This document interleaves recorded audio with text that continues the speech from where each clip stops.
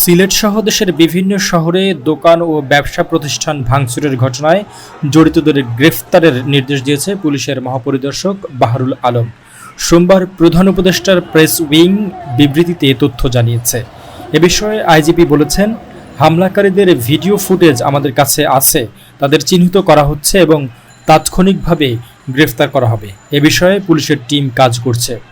বাহারুল আলম আরও বলেন, সরকার কোনো আইনি আন্দোলনে বাধা দিচ্ছে না, তবে প্রতিবাদের নামে অপরাধমূলক কর্মকাণ্ড বরদাস্ত করব না।